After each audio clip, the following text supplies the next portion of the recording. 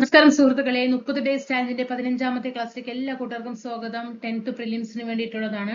Okay, നമ്മൾ ഓരോ subject wise ആയിട്ട്, ഓരോ മൊഡ്യൂൾ വൈസ് ആയിട്ട് ഡീറ്റെയിൽഡ് ക്ലാസ് ആണ്. SSCRT ബേസ് ചെയ്തിട്ട് ക്ലാസ് ആണ്. എന്നിട്ടും സപ്പോർട്ട് വളരെയധികം കുറവാണ്. എന്താണെന്ന് അറിയില്ല. അപ്പൊ തട്ടിക്കൂട്ട് ക്ലാസ്സുകൾ ഇട്ടാൽ നല്ല സപ്പോർട്ട് ചെയ്യുന്നു തോന്നുന്നു അല്ലേ? അപ്പൊ നമ്മൾ സിസ്റ്റമാറ്റിക് ആയിട്ട് ഓരോ മൊഡ്യൂളും ഡീറ്റെയിൽഡ് ആയിട്ട് അവർ പറഞ്ഞിരിക്കുന്ന സിലബസിനെ അരിച്ചു പെറുക്കി SSCRT അടിസ്ഥാനമാക്കി പഠിച്ചു കഴിഞ്ഞാൽ നല്ല രീതിയിൽ മാർക്ക് സ്കോർ ചെയ്യാൻ കഴിയില്ലേ? ഇപ്പൊ ഞാൻ പ്രീവിയസ് ക്വസ്റ്റ്യൻ പേപ്പറും തരുന്നുണ്ട്. അപ്പോൾ നമ്മൾ സിസ്റ്റമാറ്റിക് ആയിട്ട് നല്ല രീതിയിൽ സ്മാർട്ട് വർക്ക് ചെയ്യുന്ന സമയത്ത് എന്താ നമുക്ക് വ്യൂസ് ഇല്ല, ഭയങ്കര കമ്മിയാണ്. നിങ്ങൾക്ക് കാണാൻ കഴിയുന്നുണ്ടാകും. അപ്പൊ അതിലൊരു എന്താ പറയാ, പരമാവധി നിങ്ങൾ ഷെയർ ചെയ്തെടുക്കൊന്നും സപ്പോർട്ട് ചെയ്യുക കേട്ടോ. താഴെ ഒന്ന് കമന്റ് ഇടുക. ഓക്കെ, നമുക്ക് ക്ലാസ്സിലേക്ക് പോകാം. ബാക്ടീരിയ രോഗങ്ങൾ ഏതൊക്കെയാണ്? ബാക്ടീരിയ രോഗങ്ങൾ നന്നായി ശ്രദ്ധിക്കണം കേട്ടോ. മാൾട്ട പനി, anthrax, tetanus, syphilis, pertussis, gonorrhoea, diphtheria, എലിപ്പനി, typhoid, tuberculosis, leprosy, plague, botulism, pneumonia, cholera. ഇതൊക്കെ എന്താണ്? ബാക്ടീരിയ രോഗങ്ങളാണ്. എന്താണ്? ബാക്ടീരിയ രോഗങ്ങളാണ്. ഏതൊക്കെയാണ്? മാൾട്ട പനി, anthrax, tetanus, syphilis, pertussis, gonorrhoea, diphtheria, എലിപ്പനി, typhoid, tuberculosis, leprosy, plague, botulism, pneumonia, cholera. ഇതൊക്കെ ഏതാണ്? ബാക്ടീരിയ രോഗങ്ങളാണ്. ഇനി നോക്കിക്കേ, ഇപ്പൊ നമ്മൾ ഇവിടെ പറഞ്ഞു ഡിഫ്തീരിയ എന്ന് പറഞ്ഞു അല്ലെ? ഡിഫ്തീരിയ എന്ന് പറഞ്ഞു. ഡിഫ്തീരിയക്ക് എവിടെയാണ് ബാധിക്കുക? ഡിഫ്തീരിയ എവിടെ ബാധിക്കുന്ന അസുഖമാണ്? തൊണ്ടയിൽ ബാധിക്കുന്ന അസുഖമാണ് അല്ലെ? തൊണ്ടയിലാണ്. അതിന് കാരണമായ ബാക്ടീരിയ ഏതാണ്? ഡിഫ്തീരിയക്ക് കാരണമായ ബാക്ടീരിയ കൊറിനി ബാക്ടീരിയ ഡിഫ്തീരിയ അല്ലെ? ഏതാണ്? കൊറിനി അല്ലെ? കൊറിനിയം എന്നും പറയാം, അല്ലെങ്കിൽ കൊറൈൻ എന്ന് പറയാം കേട്ടോ. ഓക്കെ, കൊറൈൻ എന്നും പറയാം. ഓക്കെ, കൊറിനിയം എന്നും പറയാം. കൊറിനിയം ഏതാണ്? ബാക്ടീരിയം.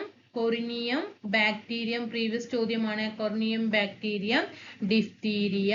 ഓക്കെ ആണോ? കൊറിനിയം ബാക്ടീരിയ ഡിഫ്തീരിയ. ഓക്കെ ആണോ? ഇനി ഇവിടെ നമ്മൾ പഠിച്ചു ടെറ്റനസ് അല്ലെ? ടെറ്റനസ് നമ്മുടെ ഈ സന്ധികളൊക്കെ ഉണ്ടല്ലോ, അസ്ഥികൾ, പേശികൾ, അവിടെയൊക്കെ ബാധിക്കുന്നതാണ് ഏത്? ടെറ്റനസ് എന്ന് പറയുന്നത്. ആ ടെറ്റനസിന് കാരണമായിട്ടുള്ള ബാക്ടീരിയ ഏതാണ്? ക്ലോസ്ട്രീഡിയം ടെറ്റനിയാണ്. ഏതാണ്? ക്ലോസ്ട്രീഡിയം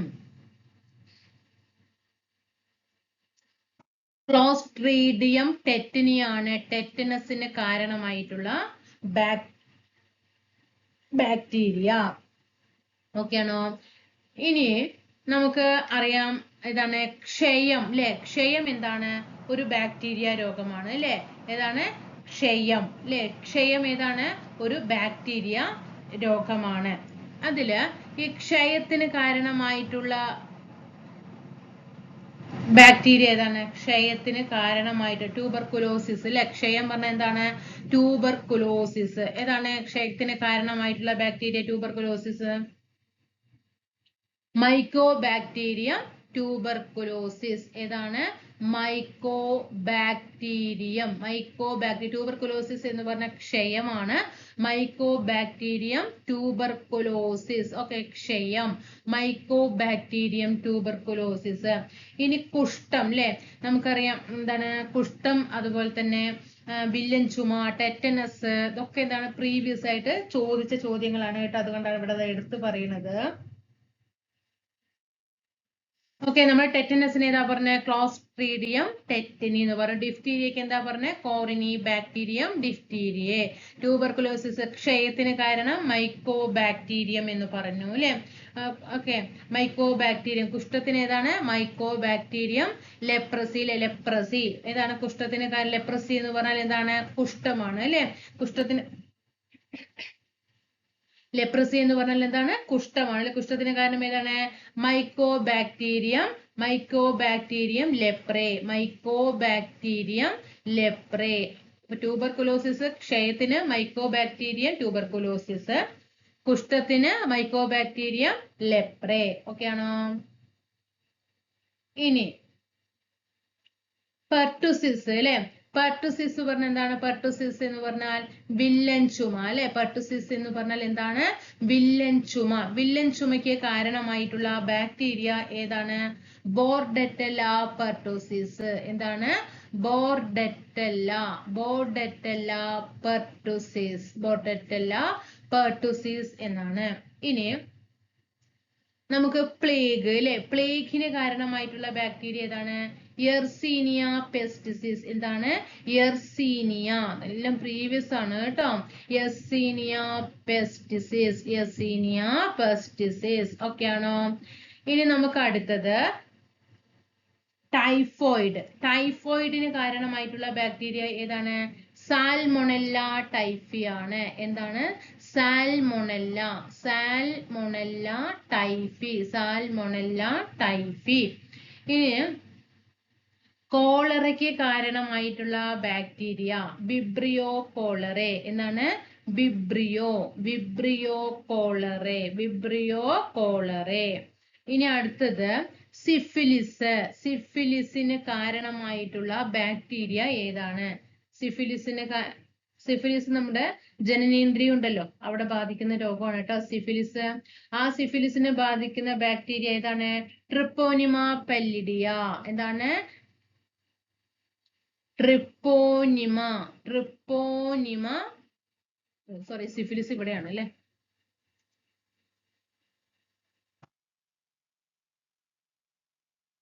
സിഫിലിസിന് എന്താണ്? ട്രിപ്പോനിമ. എന്താണ്? ട്രിപ്പോനിമ പല്ലിഡിയ.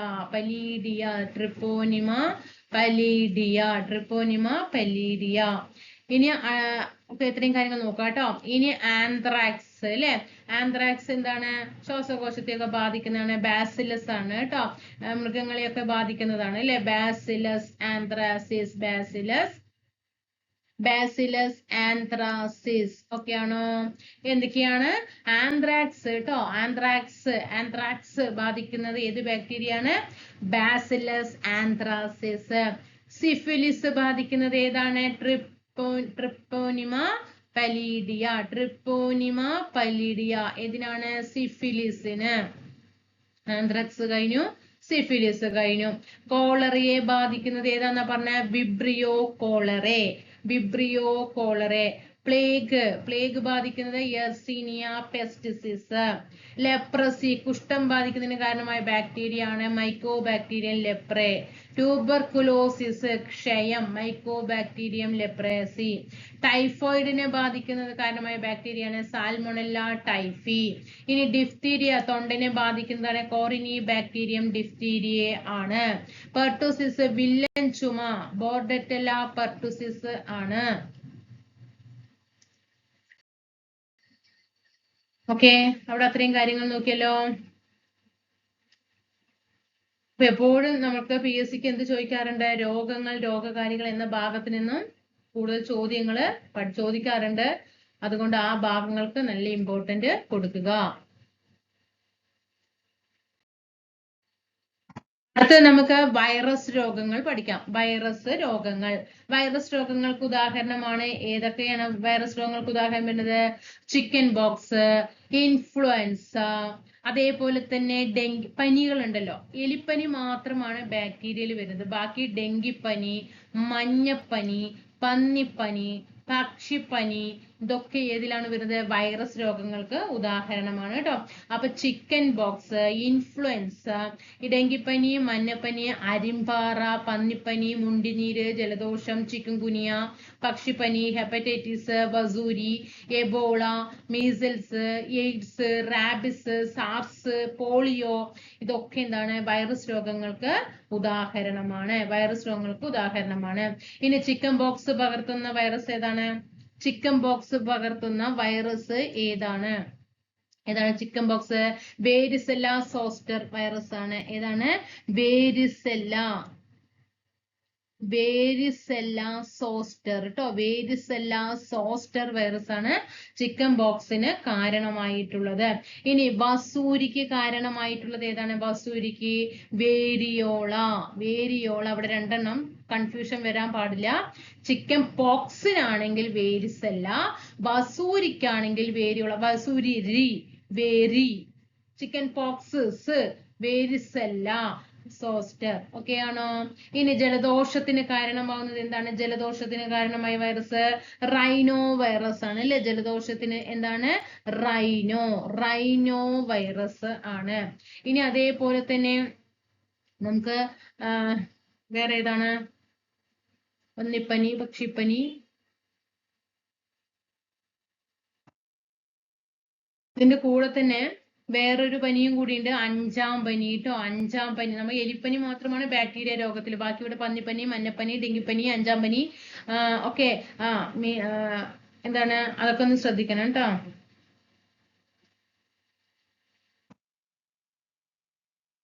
ഏതാണ് അഞ്ചാം പനിക്ക് പകർത്തുന്നത്? അഞ്ചാം പനിക്ക് പകർത്തുന്നത് റൂബിയോള വൈറസ് ആണ്. റൂബിയോള. അഞ്ചാം പനി എന്ന് പറഞ്ഞാൽ ഏതാണ്? മീസൽസ് ആണ് അല്ലെ? അഞ്ചാം പനി ഏതാണ്? മീസൽസ് ആണ് കേട്ടോ. അഞ്ചാം പനി മീസൽസ് ആണ്. റൂബിയോള വൈറസ് ആണ്. ഇനി അതേപോലെ തന്നെയാണ് മുണ്ടിനീരിന് കാരണമായിട്ടുള്ള വൈറസ് ഏതാണ്? പാരാമിക്സോ വൈറസ് ആണ്. ഏതാണ്? Paramyxo virus. ഇനി നമുക്ക് പോളിയോയ്ക്ക് കാരണമായിട്ടുള്ള വൈറസ് ഏതാണ്? പോളിയോ രോഗം വരാൻ കാരണം അത് പോളിയോ വൈറസ് തന്നെയാണ് കേട്ടോ. ഏതാണ്? അത് പോളിയോ വൈറസ് തന്നെയാണ്. ഇനി അതേപോലെ തന്നെയാണ് മറ്റേ സാർസിന് കാരണമായിട്ടുള്ള വൈറസ് ഏതാ? അത് സാർസ് കൊറോണ വൈറസ് ആണ് കേട്ടോ. SARS corona virus. ഇനി എയ്ഡ്സിന് കാരണമായിട്ടുള്ളത് ഏതാണ്? അത് HIV ആണ് അല്ലെ? എയ്ഡ്സിന് കാരണമായിട്ടുള്ളത് HIV ആണ്. ഇനി ഹെപ്പറ്റൈറ്റിസിന് ഏതാണ് വൈറസ്? ABC ആണ് അല്ലെ? ഹെപ്പറ്റൈറ്റിസ് ഏതാണ്? ABC വൈറസ് ആണ്. ഇനി പന്നിപ്പനിക്ക് കാരണമായത് H1N1 ആണ്. എങ്കിൽ പക്ഷിപ്പനി ഏതാണ്? H5N1 അല്ലെ? പന്നിപ്പനി H1N1, പക്ഷിപ്പനി H5N1 ആണ്. ഓക്കെ ആണോ?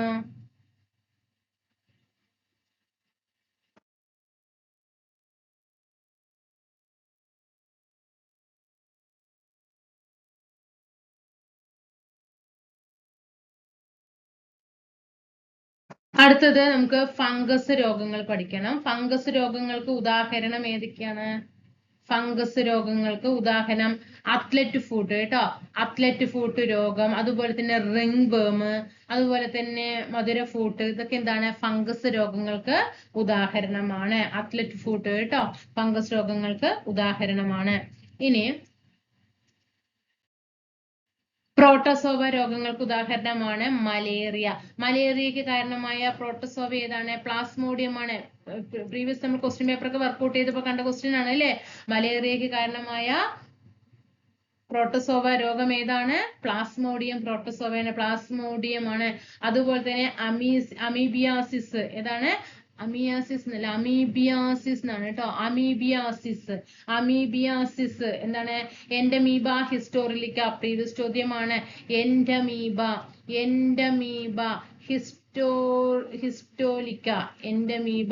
ഹിസ്റ്റോലിക്ക.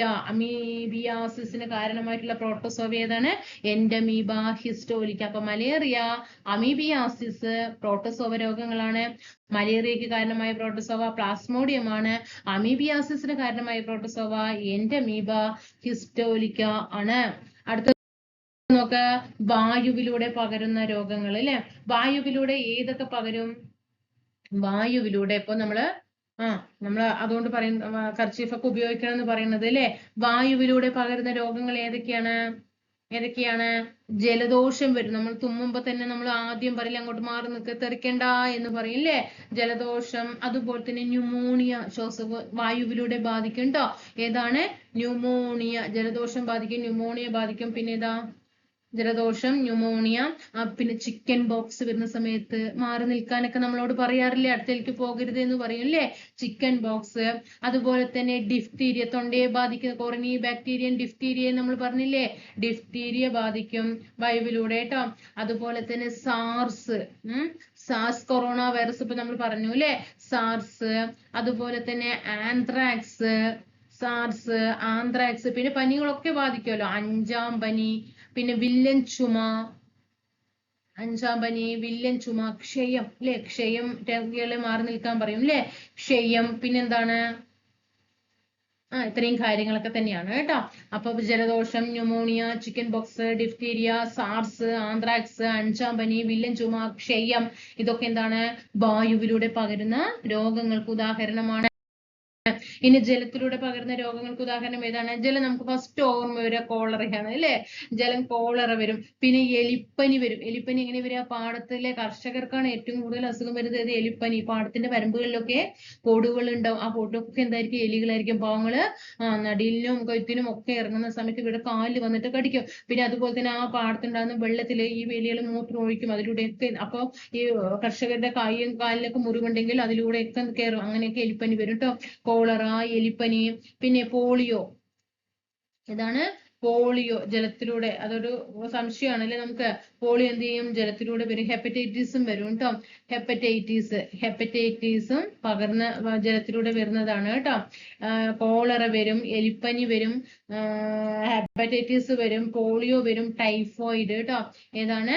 ടൈഫോയിഡ്. ഇതൊക്കെ ഏതാണ്? ജലത്തിലൂടെ പകരുന്ന രോഗങ്ങൾക്ക് ഉദാഹരണമാണ്. ഓക്കെ, അടുത്തത് നോക്കുക, കൊതുക് വഴി അല്ലെ, അത് പിന്നെ പറയേ വേണ്ട അല്ലെ. കൊതുക് വഴി പകരുന്ന രോഗങ്ങൾ ഏതൊക്കെയാണ്? നമുക്ക് ഫസ്റ്റ് ഓർമ്മ വരിക ഏതാണ്? മന്ത് അല്ലെ. ഏതാണ് മന്തിന് കാരണമാകുന്ന കൊതുക്? ക്യൂലെക്സ് അല്ലെ. മന്തിന് കാരണമാകുന്ന കൊതുക് ഏതാണ്? ക്യൂലെക്സ്. മന്തിന് കാരണമാകുന്നത് ഏതാണ്? ക്യൂലെക്സ്. എന്ത് കൊതുക? ക്യൂലെക്സ് പെൺകൊതുകാണ്. ക്യൂലെക്സ് പെൺകൊതുകാണ്. പിന്നെ ഏത് വരും? ഡെങ്കി അല്ലെ.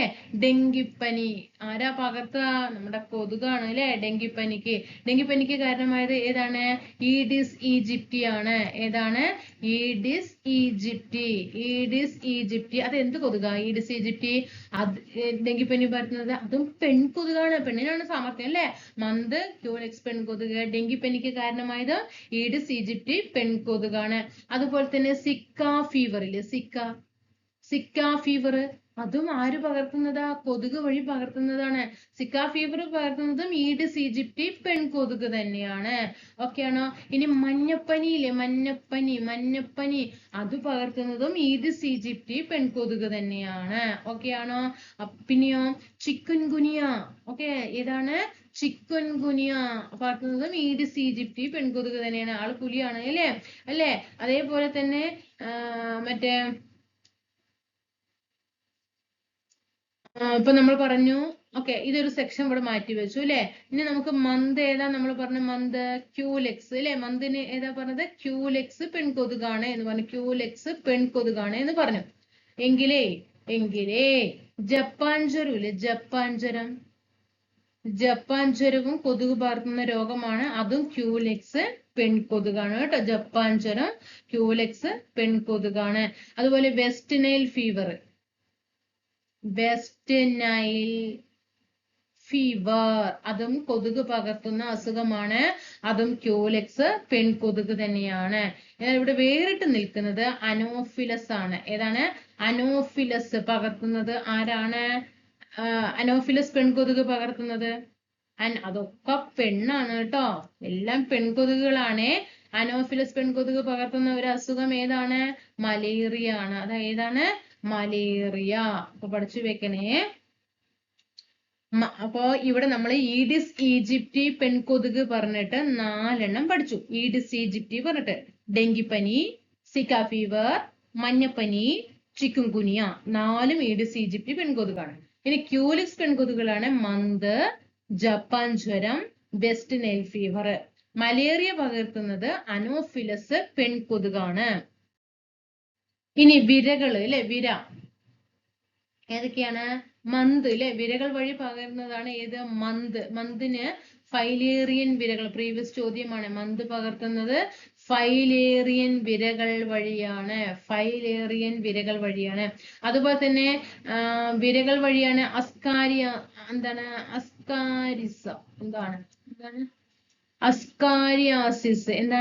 അസ്കാരിയാസിസ് അത് പകർത്തുന്നത് ആരാണ്? അസ്കാരിയാസിസ്. അത് അസ്കാരിയസ് വിരകളും തന്നെയാണ് കേട്ടോ. മന്തിന് ഫൈലേറിയൻ വിരകളാണ്. പ്രീവിയസ് ചോദ്യമാണ്.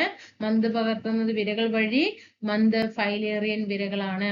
ഇനി തൊഴിൽജന്യ രോഗങ്ങൾ. ഓരോരോ തൊഴിലിടങ്ങളിൽ നിന്നും ബാധിക്കുന്നത് ഏതൊക്കെ അസുഖങ്ങളാണ്? തൊഴിലിൽ നിന്ന് ന്യൂമോകോണിയോസിസ് നമ്മുടെ SCCRT കിടക്കുന്നുണ്ട് അല്ലെ? ന്യൂമോകോണിയോസിസ് തൊഴിൽജന്യ രോഗമാണ്. എന്താണ് ഞാൻ പറഞ്ഞത്? ന്യൂമോകോണിയോസിസ് അല്ലെ? ന്യൂമോകോണിയോസിസ് ഓക്കെ, തൊഴിൽജന്യ രോഗമാണ്. തൊഴിലിടങ്ങളിൽ നിന്ന് ലഭിക്കുന്ന ഒരു അസുഖമാണിത്, ന്യൂമോകോണിയോസിസ്. അതുപോലെ തന്നെ സിലിക്കോസിസ്. ഏതാണ്? സിലിക്കോസിസ്. പിന്നെ ഏതാണ്? ആസ്ബസ്റ്റോസിസ്. ഇതൊക്കെ SCRT കിടക്കുന്നുണ്ട് കേട്ടോ. ആസ്ബസ്റ്റോസിസ്. അപ്പൊ ന്യൂമോകോണിയസ് എവിടെയുള്ള തൊഴിലാളികൾക്ക് വരിക? കൽക്കരി ഖനികളിലെ കേട്ടോ. കൽക്കരി ഖനികളിലെ തൊഴിലാളികൾക്ക് വരുന്ന അസുഖമാണ് ന്യൂമോകോണിയോസിസ്. സിലിക്കോസിസ് നമ്മുടെ മൺപാത്ര നിർമ്മാണമില്ലേ? മൺപാത്ര നിർമ്മാണം, അതുപോലെ തന്നെ ഗോൾഡ്, മൺപാത്ര നിർമ്മാണം, ഗോൾഡ്, പിന്നെ ടിന്ന്, കോറി, ആ മേഖലകളിലൊക്കെ നിന്നും വരുന്ന അസുഖങ്ങളാണ് സിലിക്കോസിസ്. ആസ്ബസ്റ്റോസിസോ? അത് പിന്നെ ആസ്ബസ്റ്റോസിസ് ഫാക്ടറികളിൽ നിന്ന് തന്നെയാണ് ഈ അസുഖങ്ങൾ വരുന്നത്. കൊഴുപ്പിൽ ലയിക്കുന്ന വിറ്റമിനുകൾ ഏതൊക്കെയാണ്?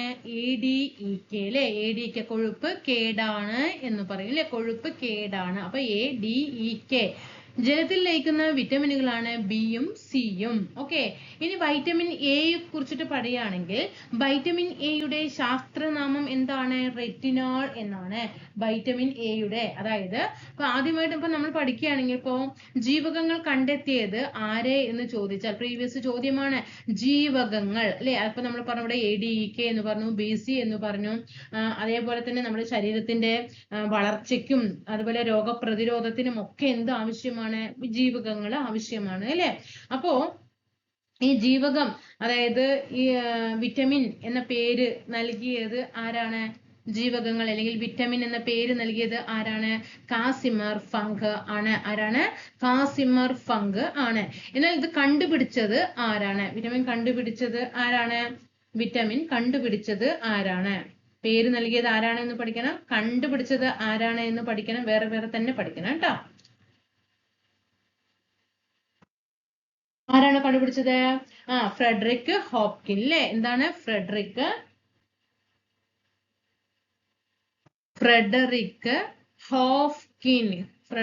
ഹോഫ്കിനും അതുപോലെ തന്നെ ഗുനിനും ചേർന്നിട്ടാണ് എന്ത് ചെയ്യുന്നത്? ഈ ജീവകങ്ങൾ കണ്ടെത്തുന്നത്. ഇനി നമുക്കിതിൽ ഓരോന്നിനെ കുറിച്ചിട്ട് എന്താണ് എന്ന് പഠിക്കാം. വൈറ്റമിൻ എ കുറിച്ച് പഠിക്കുമ്പോൾ വൈറ്റമിൻ എയുടെ ശാസ്ത്രീയ നാമം റെറ്റിനോൾ എന്നാണ്. അതേപോലെ തന്നെ ഈ വൈറ്റമിൻ എ ഉണ്ടല്ലോ, ഈ വൈറ്റമിൻ എയിൽ നിന്നും എന്താണ് എയുടെ ആദ്യത്തെ രൂപം എന്തേ എന്ന് ചോദിച്ചാൽ, വൈറ്റമിൻ എയുടെ ആദ്യ രൂപം എന്തെന്ന് ചോദിച്ചാൽ ബീറ്റാ കരോട്ടിൻ ആണ്. ഈ ബീറ്റാ കരോട്ടിനെയാണ് പ്രോ വൈറ്റമിൻ, പ്രീവിയസ് ചോദ്യമാണ്, പ്രോ വിറ്റമിൻ എന്ന് അറിയപ്പെടുന്നത് ഏതാണ്? ബീറ്റാ കരോട്ടിൻ ആണ് കേട്ടോ. ബീറ്റാ കരോട്ടിൻ ആണ്. ഇനി ഈ കരോട്ടിനാണ് ഓറഞ്ച് നമ്മുടെ ഈ ക്യാരറ്റ് ഇല്ലേ, ക്യാരറ്റിന് ഓറഞ്ച് കളറാണ് അല്ലെ? ആ ഓറഞ്ച് നിറത്തിന് കാരണം എന്താന്ന് ചോദിച്ചാൽ ഈ കരോട്ടിനാണ് കേട്ടോ. കരോട്ടിനാണ്. കരളിൽ സംഭരിക്കുന്ന ജീവകം ഏതെന്ന് ചോദിച്ചാൽ എ ആണ്. അതേപോലെ തന്നെ ഈ പ്രതിരോധ കുത്തിവെപ്പ് നടത്തില്ല കുട്ടികൾക്ക്, നമ്മൾ ഈ ഇടയ്ക്കിടയ്ക്ക് ഈ 6 മാസം കൂടുമ്പോൾ ഈ കുട്ടികൾക്ക് കൊണ്ടുപോയിട്ട് നമ്മൾ എന്ത് കൊടുക്കാറുണ്ട്? വൈറ്റമിൻ എ കുത്തി കൊടുക്കാറുണ്ട് അല്ലെ? തുള്ളി മരുന്ന് പോലെ വൈറ്റമിൻ എയുടെ ഒരു തുള്ളി മരുന്ന് ഒഴിച്ചു കൊടുക്കാറുണ്ട്. അപ്പൊ എന്താണ് പ്രതിരോധ കുത്തിവെപ്പിനോടൊപ്പം എന്ത് ചെയ്യാറുണ്ട്? വൈറ്റമിൻ എ കൊടുക്കാറുണ്ട്. ഇനി വൈറ്റമിൻ എയിലെ റോഡ് കോശങ്ങളിലെ ഘടകം ഏത് എന്ന് ചോദിച്ചാൽ വൈറ്റമിൻ എയിൽ നിന്നും ഉണ്ടാകുന്നതാണ് ഏത്? റോഡ് കോശം എന്ന് പറയുന്നത്. ആ റോഡ് കോശങ്ങളിലെ ഘടകമാണ് ഏത് എന്ന് പറയുന്നത്? റെറ്റിനോൾ എന്ന് പറയുന്നത്. അപ്പൊ വൈറ്റമിൻ എയുടെ ശാസ്ത്രീയനാമം റെറ്റിനോൾ ആണ്. ബീറ്റാ കരോട്ടിൻ ആണ് വൈറ്റമിൻ എയിൽ നിന്നും. വൈറ്റമിൻ എയുടെ ആദ്യ രൂപമാണ് ഇത് ബീറ്റാ കരോട്ടിൻ. ഈ ക്യാരറ്റിന്റെ ഓറഞ്ച് നിറത്തിന് കാരണം കരോട്ടിൻ ആണ്. പിന്നെ പ്രോ വൈറ്റമിൻ എ എന്നറിയപ്പെടുന്നത് ബീറ്റാ കരോട്ടിൻ ആണ്. കരളിൽ സംഭരിക്കുന്ന വിറ്റമിൻ ആണ് വൈറ്റമിൻ എ. പ്രതിരോധ കുത്തിവെപ്പിനോടൊപ്പം നൽകുന്നത് വൈറ്റമിൻ എ ആണ്. വൈറ്റമിൻ എയിലെ റോഡ് കോശങ്ങളിൽ നിന്നും ഉണ്ടാകുന്നതാണ് റോഡ് കോശം. അതിലെ ഘടകമാണ് ഏത്? റെറ്റിനോൾ എന്ന് പറയുന്നത്. ഈ ജീവകം എ കണ്ടുപിടിച്ചത് ആരാണ്? ജീവകം എ കണ്ടുപിടിച്ചത്? മാർഗരറ്റ് ഡേവിസും. ആരാണ്? Margaret Davis. ആരാണ്? Margaret Davis. ഒരൊറ്റ പേരാണ് കേട്ടോ, മാർഗരറ്റ് ഡേവിസും അത് കൂടെ എൽമർ മക്കുലവും കൂടി ചേർന്നിട്ടാണ്, എൽമർ മക്കുലം ഇവർ ചേർന്നിട്ടാണ് ജീവകം എ കണ്ടെത്തിയത്. ഓക്കെ ആണോ? ഇനി ജീവകം എയുടെ അപര്യാപ്തത രോഗങ്ങൾ എന്തൊക്കെയാണ്? ജീവകം എ കുറഞ്ഞു കഴിഞ്ഞാൽ ഉണ്ടാകുന്ന രോഗങ്ങൾ ഏതൊക്കെയാണ്? നിശാന്തത. ഏതാണ്? നിശാന്തത. അതുപോലെ തന്നെ സിറോഫ്താൽമിയ. ഏതാണ്? സിറോഫ്താൽമിയ. ഇതൊക്കെ വൈറ്റമിൻ എയുടെ കുറവുണ്ടാകും. അപ്പൊ A1 ആണ് നിശാന്തത, A2 ആണ് സിറോഫ്താൽമിയ എന്നാണ് പറയുക. ഇനി ഈ വൈറ്റമിൻ എയുടെ മറ്റു പേരുകൾ എന്തൊക്കെയാണ്? വൈറ്റമിൻ എ അറിയപ്പെടുന്ന മറ്റു പേരുകളാണ് വിഷൻ വിറ്റമിൻ എന്ന് അറിയപ്പെടുന്നത്. വിഷൻ നമുക്കറിയാം, കാഴ്ചക്ക് ഏറ്റവും അനുയോജ്യമായതാണ് വൈറ്റമിൻ എ അല്ലെ. അതുകൊണ്ട് തന്നെ വിഷൻ വിറ്റമിൻ എന്ന് അറിയപ്പെടുന്നത്. അതേപോലെ ബ്രൈറ്റ് ഐ വിറ്റമിൻ എന്ന് അറിയപ്പെടുന്നത്. എന്താണ്? ബ്രൈറ്റ് ഐ വൈറ്റമിൻ എന്ന് അറിയപ്പെടുന്നത്. ആന്റി ഇൻഫെക്റ്റീവ് വൈറ്റമിൻ എന്ന് അറിയപ്പെടുന്നത്. ആന്റി ഇൻഫെക്റ്റീവ് വൈറ്റമിൻ എന്ന് അറിയപ്പെടുന്നത്. പിന്നെന്താ അറിയപ്പെടുന്നത്? ആന്റി സിറോഫ്താൽമിയക്ക് എതിരെയാണ് അല്ലെ. വൈറ്റമിൻ എ കുറഞ്ഞു കഴിയുമ്പോഴാണ് സിറോഫ്താൽമിയ ഉണ്ടാകുന്നത്. അതുകൊണ്ട് തന്നെ ആന്റി സിറോഫ്താൽമിയ അല്ലെ, ആന്റി സിറോഫ്താൽമിയ വൈറ്റമിൻ എന്ന് അറിയപ്പെടുന്നത് ഏതാണ്? വൈറ്റമിൻ എ ആണ്. ഇത്രയും കാര്യങ്ങൾ അവിടെ പഠിക്കുക. ധാരാളം ഇലക്കറികൾ കഴിച്ചു കഴിക്കുക, മുരിങ്ങയും ചീരയും ഒക്കെ കഴിച്ചു കഴിയുമ്പോൾ ധാരാളം എന്തുണ്ടാകും? വൈറ്റമിൻ എ നമുക്ക് കിട്ടും കേട്ടോ. അപ്പൊ വൈറ്റമിൻ എ കുറഞ്ഞു കഴിഞ്ഞാൽ ഉണ്ടാകുന്ന അസുഖങ്ങളാണ് ഏത്? നിശാന്തത. പിന്നെ ഏതാണ് പറയുക? സിറോഫ്താൽമിയ അല്ലെ, സിറോഫ്താൽമിയ. പിന്നെ കെരാറ്റോമലേഷ്യ. ഏതാണ്? കെരാറ്റോമലേഷ്യ. വൈറ്റമിൻ എയുടെ അപര്യാപ്തത മൂലം ഉണ്ടാകുന്ന രോഗമാണ്. അതുപോലെ തന്നെ ബിറ്റോട്സ് സ്പോട്ട്, അതായത് നമ്മുടെ കണ്ണില്, നമ്മുടെ ശരീരത്തിലൊക്കെ കാക്കപ്പുള്ളി കാണില്ല, അതുപോലെ കണ്ണിന്റെ ഉള്ളിൽ ഇങ്ങനെ പുള്ളി ഉണ്ടാകും. മനസ്സിലായോ? അതെന്താണ്? ബിറ്റോട്സ് സ്പോട്ട്. വൈറ്റമിൻ എയുടെ അപര്യാപ്തതയാണ്. അടുത്ത നോക്ക്, നമ്മൾ കൊഴുപ്പ് ലയിക്കുന്നതാണ് ആദ്യം പഠിക്കുന്നത്. ADEK കേട്ടോ. അതിൽ ഡി കേട്ടോ, വൈറ്റമിൻ ഡിയുടെ ശാസ്ത്രീയ നാമം എന്താണ്? കാൽസിഫെറോൾ എന്നാണ്. വൈറ്റമിൻ ഡിയുടെ ശാസ്ത്രീയ നാമം എന്താണ്? കാൽസിഫെറോൾ എന്നാണ്. അതേപോലെ തന്നെ ഈ വൈറ്റമിൻ ഡിയുടെ അപരനാമമാണ് എന്ത്? Sunshine vitamin. അപരനാമം വൈറ്റമിൻ ഡിയുടെ അപരനാമങ്ങളാണ് സൺഷൈൻ വിറ്റമിൻ എന്നും സ്റ്റെറോയിഡ് വൈറ്റമിൻ എന്നും അറിയപ്പെടുന്നത് വൈറ്റമിൻ ഡി ആണ്. പച്ചക്കറികളിൽ നിന്നും ലഭിക്കാത്ത ജീവകമാണ്. പച്ചക്കറികളിൽ എന്തില്ല? ജീവകം ഡി ഇല്ല. ഇനി അതേപോലെ തന്നെ എല്ല്, പല്ല്, ഇതിന്റെയൊക്കെ ആരോഗ്യത്തിന് എന്തു വേണം?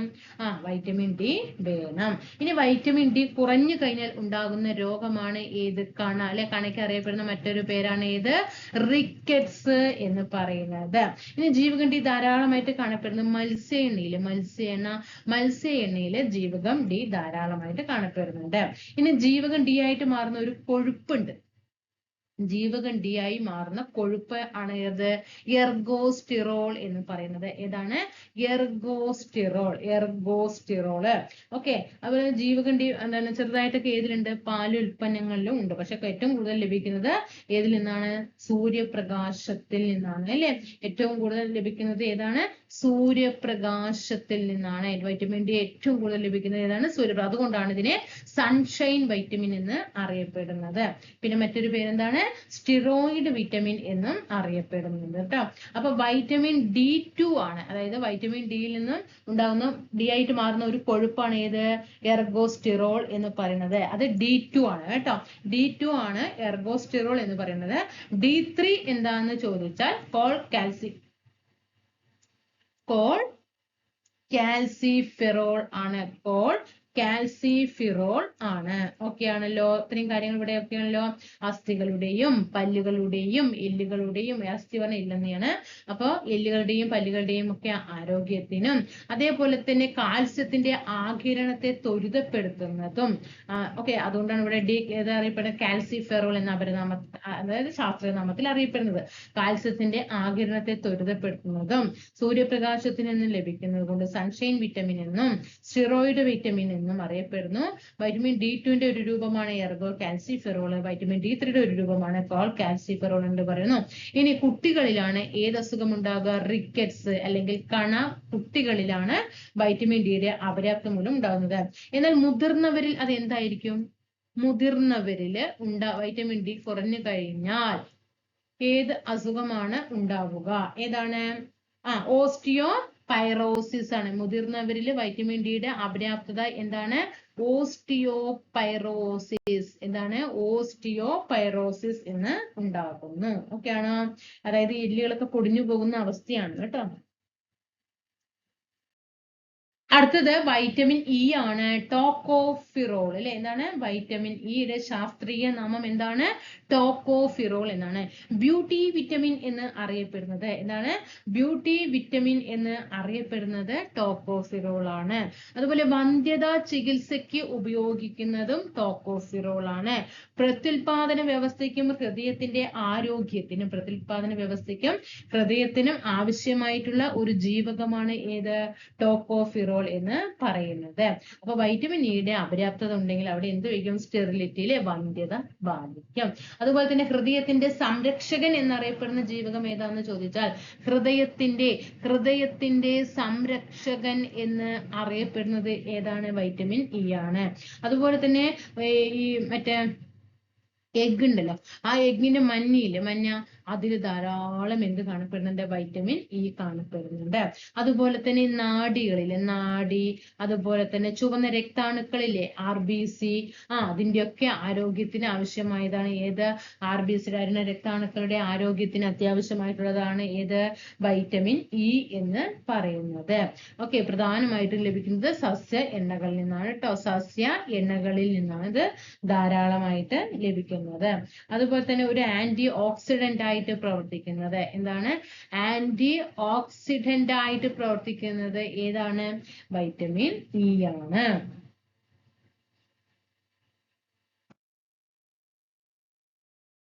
നെക്സ്റ്റ് വൺ വൈറ്റമിൻ കെ ആണ്. വൈറ്റമിൻ കെയുടെ ശാസ്ത്രീയ നാമം ഫില്ലോക്കിനോൺ എന്നാണ്. അപ്പൊ കൊഴുപ്പിലേക്കുന്ന നമ്മൾ ADEK ആണ് പഠിക്കുന്നത്. എ പഠിച്ചു കഴിഞ്ഞു, ഡി പഠിച്ചു കഴിഞ്ഞു, ഇ പഠിച്ചു കഴിഞ്ഞു. ഇപ്പൊ ഏതാണ്? കെ ആണ് പഠിക്കുന്നത് അല്ലെ. എന്താണ് കെയുടെ പ്രത്യേകത? രക്തം കട്ടപിടിക്കാൻ സഹായിക്കുന്നത്. നമ്മളിപ്പോ എന്തെങ്കിലും മുറി തട്ടി മുറി ഉണങ്ങി പോയിക്കൊണ്ടിരുന്ന എന്താ നമ്മുടെ കാറ്റ് പോകും അല്ലെ. അപ്പൊ അവിടെ എന്ത് ചെയ്യണം? രക്തം അവിടെ ഇതാവണം അല്ലെ. രക്തം കട്ടപിടിക്കാൻ സഹായിക്കുന്നത് വൈറ്റമിൻ കെ ആണ്. എന്താണ് ശാസ്ത്രീയ നാമം? ഫില്ലോക്കിനോൺ ആണ്. ഓക്കെ, അതുപോലെ തന്നെ കൊയാഗുലേഷൻ വിറ്റമിൻ എന്നറിയപ്പെടുന്നത് വൈറ്റമിൻ കെ ആണ്. കൊയാഗുലേഷൻ വിറ്റമിൻ എന്നറിയപ്പെടുന്നത് ഏതാണ്? കെ ആണ്. കരളിന്റെ പ്രവർത്തനത്തിന് ആവശ്യമായതാണ്. ഓക്കെ ആണല്ലോ.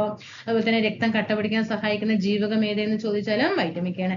അതേപോലെ ഇതിന്റെ പ്രത്യേകത തണുപ്പിക്കുമ്പോൾ നഷ്ടപ്പെടും. തണുപ്പിക്കുന്ന സമയത്ത് എന്ത് ചെയ്യും? വൈറ്റമിൻ കെ നഷ്ടപ്പെടും. തണുപ്പിക്കുമ്പോൾ നഷ്ടപ്പെടുന്ന ജീവകം ഏതെന്ന് ചോദിച്ചാൽ അത് വൈറ്റമിൻ കെ ആണ്. പിന്നെ വൈറ്റമിൻ കെയുടെ അപര്യാപ്തത രോഗമാണ് ഏത്? ഹീമോഫീലിയ. ജീവകം കെയുടെ അപര്യാപ്തത മൂലമാണ് എന്തുണ്ടാകുന്നത്? ഹീമോഫീലിയ ദിനം എന്ന പ്രീവിയസ് ചോദ്യമാണ് പഠിച്ചിരിക്കുന്നത്. ഏപ്രിൽ 17 ഹീമോഫീലിയ ദിനം. ഏപ്രിൽ 17. അതുപോലെ ഈ കുടലിലെ ബാക്ടീരിയകള് നിർമ്മിക്കുന്ന ജീവകം ഏത് എന്ന് ചോദിച്ചാലും വൈറ്റമിൻ കെ ആണ്. കുടലിലെ ബാക്ടീരിയകൾ നിർമ്മിക്കുന്ന ജീവകം ഏത് എന്ന് ചോദിച്ചാൽ അത് ഏതാണ്? വൈറ്റമിൻ കെ ആണ്. ഓക്കെ ആണോ? പിന്നെ എന്താ പഠിക്കാനുള്ളത്? ഹെമറേജ്. ഇവിടെ നമ്മൾ ഹീമോഫീലിയ ഒന്ന് പറഞ്ഞു. അതുപോലെ തന്നെ ഹെമറേജ് വൈറ്റമിൻ കെയുടെ അപര്യാപ്തത രോഗമാണ് ഹെമറേജ് പറഞ്ഞാൽ അമിത രക്തസ്രാവമാണ് കേട്ടോ. അമിത രക്തസ്രാവമാണ് ഹെമറേജ് എന്ന് പറയുന്നത്. ഓക്കെ ആണല്ലോ. വൈറ്റമിൻ കെയുടെ കാര്യങ്ങളൊക്കെ പഠിച്ചില്ലേ? ധാരാളം കാബേജ്, ചീര, കോളിഫ്ലവർ ഒക്കെ എന്ത് ചെയ്യുക? കഴിക്കുക കേട്ടോ. ഇനി അടുത്ത് നമുക്ക് ജലത്തിൽ ലയിക്കുന്ന വിറ്റമിനിലേക്ക് കടക്കാം. ജലത്തിൽ ലയിക്കുന്നത് ഇനി ഏതൊക്കെയാണ് നമുക്ക് പഠിക്കാനുള്ളത്? ബിയും സിയുമാണ്. ബിയിൽ ഇത്തിരി കുറെ പാർട്ടിക്കിൾസ് ഉണ്ട്. അപ്പൊ നമുക്കിവിടെ സി ആദ്യം നോക്കാം. സിയുടെ ശാസ്ത്രീയ നാമമാണ് ഏത്? Ascorbic acid. സിയുടെ ശാസ്ത്രീയ നാമമാണ് അസ്കോർബിക് ആസിഡ്. ഇവിടെ പഠിക്കാനുള്ളത് ജീവകം സിയില്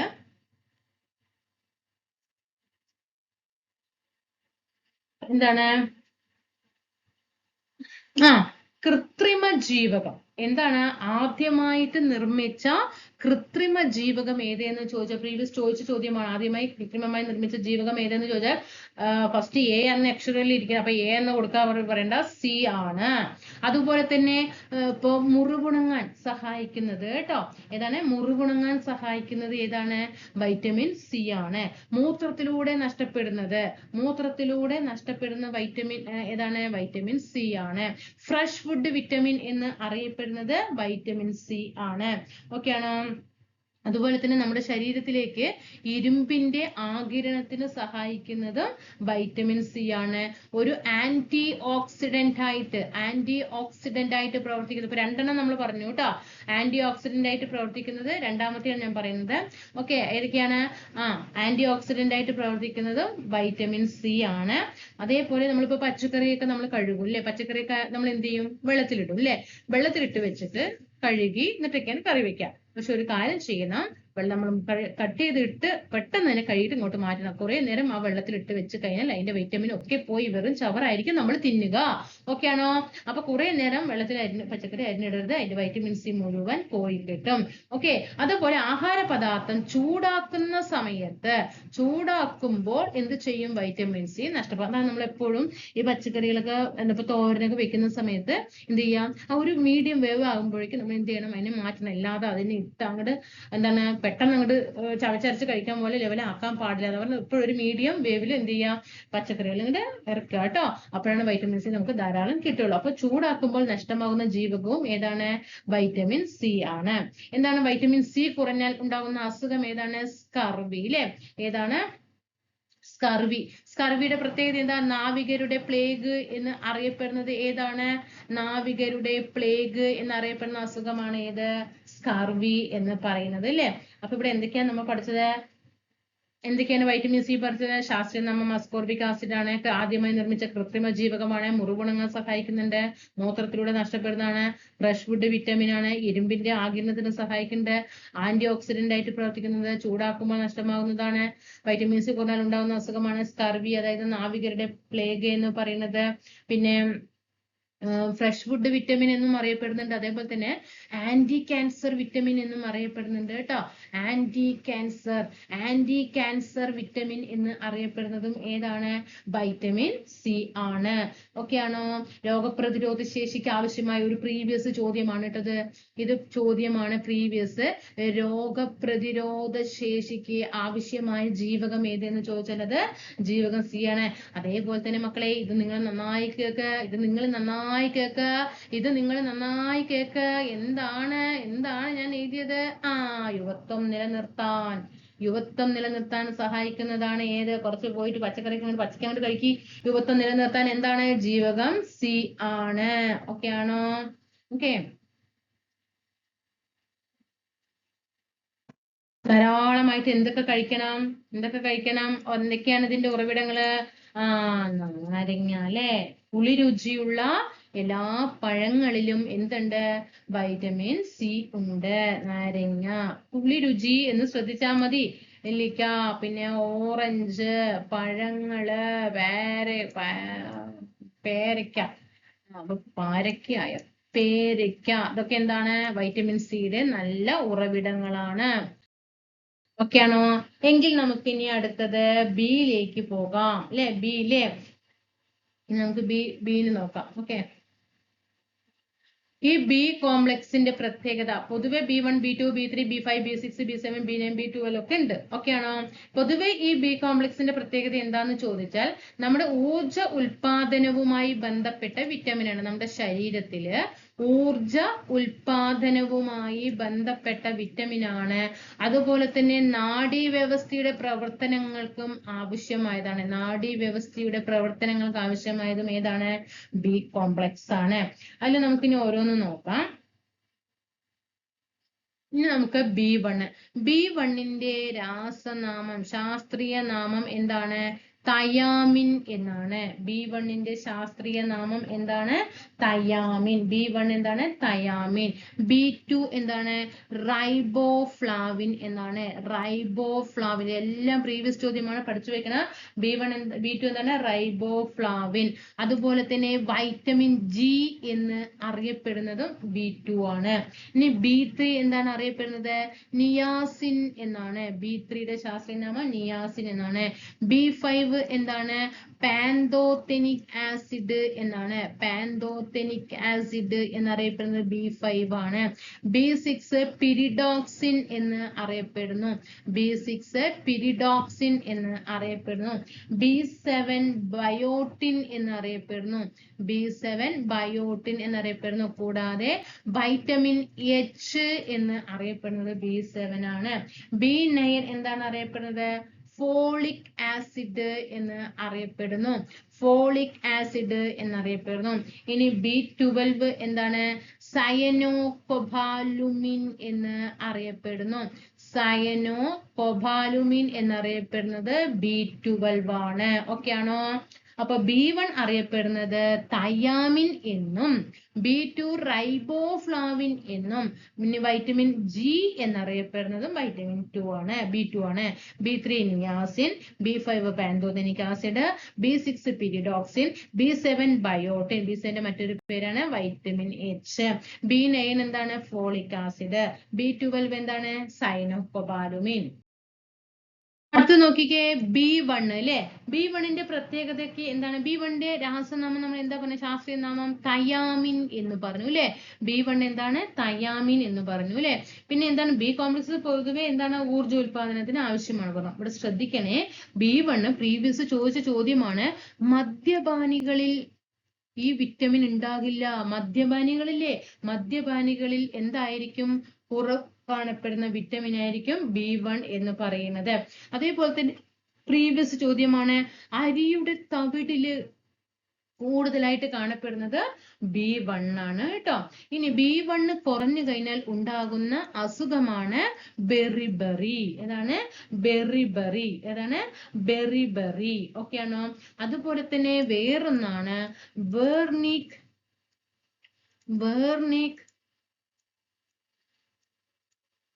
കോർസക്കോഫ് സിൻഡ്രോം. ഇത് രണ്ടും എന്തിൻ്റെയാണ്?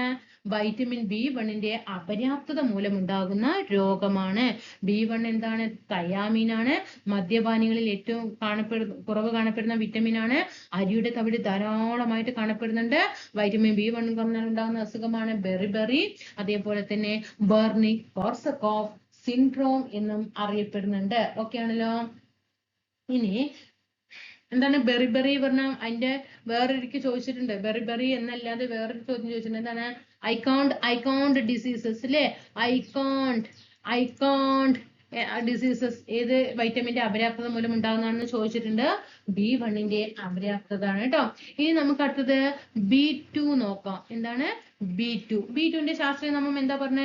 റൈബോഫ്ലാവിൻ അല്ലേ. എന്താണ്? B2 എന്താണ്? റൈബോഫ്ലാവിൻ ആണ് ശാസ്ത്രീയ നാമം എന്ന് പറഞ്ഞു. ഇനി അതേപോലെ തന്നെ B2 നമ്മൾ വേറെന്താ പറഞ്ഞത്? എന്താ പറഞ്ഞു? വൈറ്റമിൻ ജി എന്നറിയപ്പെടുന്നത് ഏതാണ്? 2 ആണ് അല്ലെ. ഈ പാലില്ലേ, പാലിന്റെ മേലെ നമ്മൾ കുറച്ചു നേരം വെക്കുമ്പോൾ അതിന്റെ മേലെ എന്തുണ്ടാകും? ഇളം മഞ്ഞ നിറം ഉണ്ടാകും അല്ലെ. ഇളം മഞ്ഞ നിറം ഉണ്ടാകും. അതിന് കാരണം എന്താണ്? വൈറ്റമിൻ B2 ആണ്. വൈറ്റമിൻ B2 ആണ്. ഇനി ഈ പാലിന്റെ ഇളം മഞ്ഞ നിറം നോക്കിക്കോ. അതിലിപ്പോ സൂര്യപ്രകാശം, പാലിപ്പോ തുറന്നു വെച്ചിട്ട് സൂര്യപ്രകാശത്തിൽ ഇങ്ങനെ വെക്കുകയാണ് വെച്ചോ, ആ ഇളം മഞ്ഞ നിറം അപ്രത്യക്ഷമാകും. എന്താണ്? വൈറ്റമിൻ B2 എന്താകും? അവിടെ ഇല്ലാണ്ടാകും. മനസ്സിലായിട്ടുണ്ടോ? പാലിൽ ഇളം മഞ്ഞ നിറത്തിന് കാരണമാകുന്നത് സൂര്യപ്രകാശം നേരിട്ട് പതിച്ചു കഴിഞ്ഞാൽ ആ വൈറ്റമിൻ B2 എന്താകും? നഷ്ടമാകും. ഓക്കെ ആണോ? ഇനി എന്തൊക്കെയാണ് B2ന്റെ അപര്യാപ്തത? വൈറ്റമിൻ B2ന്റെ അപര്യാപ്തത എന്തൊക്കെയാണ്? അപ്പൊ വൈറ്റമിൻ ജി എന്നറിയപ്പെടുന്നത് B2 ആണ് എന്ന് പറഞ്ഞു.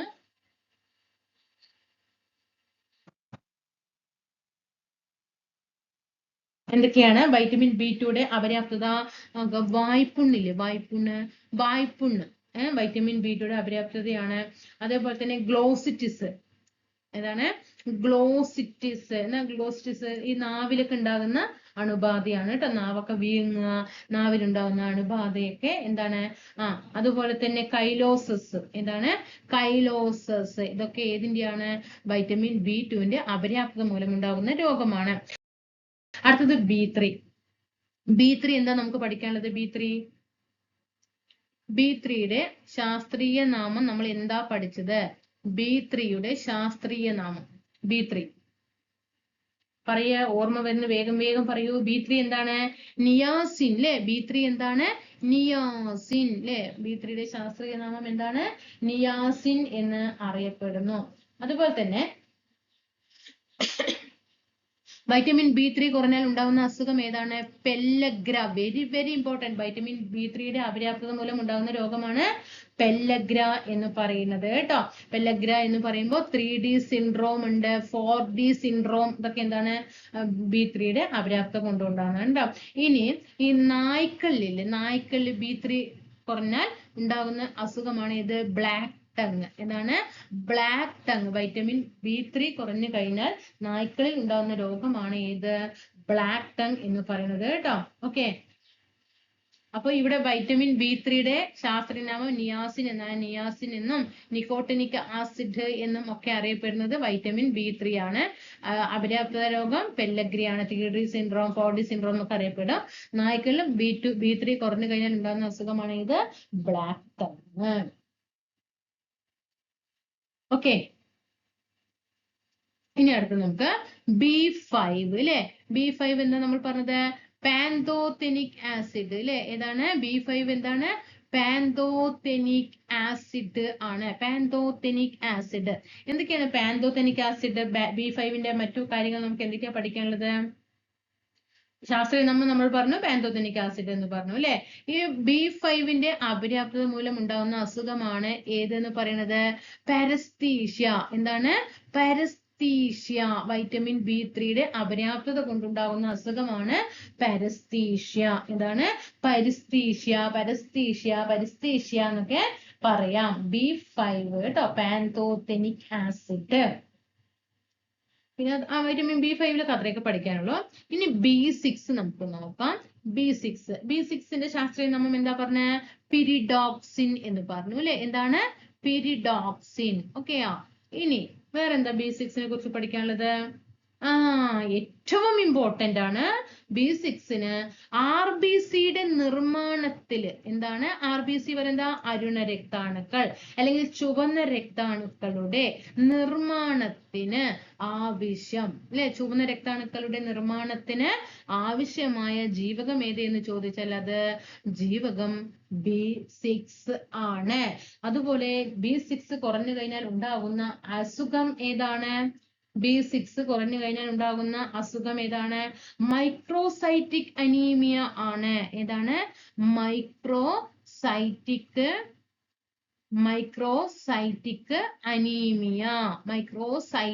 അനീമിയ ആണ് B6 കുറഞ്ഞു കഴിഞ്ഞാൽ ഉണ്ടാകുന്ന അസുഖം. എങ്കിൽ ഇനി നമുക്ക് B7ലേക്ക് കടക്കാം. B7ന്റെ ശാസ്ത്രീയ നാമം എന്താ പറഞ്ഞ? ബയോട്ടിൻ. പിന്നെ വേറൊരു കാര്യം കൂടി ഞാൻ പറഞ്ഞല്ലോ അതിന്റെ കൂടെ, ബയോട്ടിൻ. എന്താ വേറൊരു പേരെന്താ? വൈറ്റമിൻ H എന്ന് അറിയപ്പെടുന്നത് അല്ലെ? വൈറ്റമിൻ H, ജീവകം H എന്നറിയപ്പെടുന്നത് ജീവകം ഏതാണ്? 7 ആണ്. അതുപോലെ ഈ എയ്ഡ്സ് നിർണയ ടെസ്റ്റ് ഉണ്ട് അല്ലെ? എയ്ഡ്സ് നിർണയ ടെസ്റ്റ് ആണ് ഏത്? എലിസ. ഏതാണ്? എലിസ. ആ ടെസ്റ്റിൽ ഉപയോഗിക്കുന്ന ജീവകം ഏതെന്ന് ചോദിച്ചാലും H ആണ് കേട്ടോ.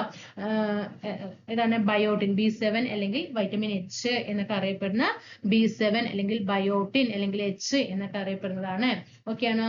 എലിസ ടെസ്റ്റിൽ ഉപയോഗിക്കുന്ന വിറ്റമിൻ ഏതെന്ന് ചോദിച്ചാൽ അത് H ആണ്. വൈറ്റമിൻ B7 ആണ്. ഓക്കെ ആണല്ലോ? അതുപോലെ നമ്മുടെ ത്വക്ക്, തലമുടി ഇതൊക്കെ വളരാനും ഏതാണ്? B7 ആണ്. B7 ആണ്. ഇനി നമുക്ക് ഏതാണ്? B9. ഓക്കെ, നമുക്ക് B9ലേക്ക് കടക്കാം. B9ന്റെ ശാസ്ത്രീയ നാമം എന്താണ് മക്കളെ? ഞാൻ പറഞ്ഞ B9 ഫോളിക് ആസിഡ് എന്ന് പറഞ്ഞു അല്ലെ? ഏതാണ്?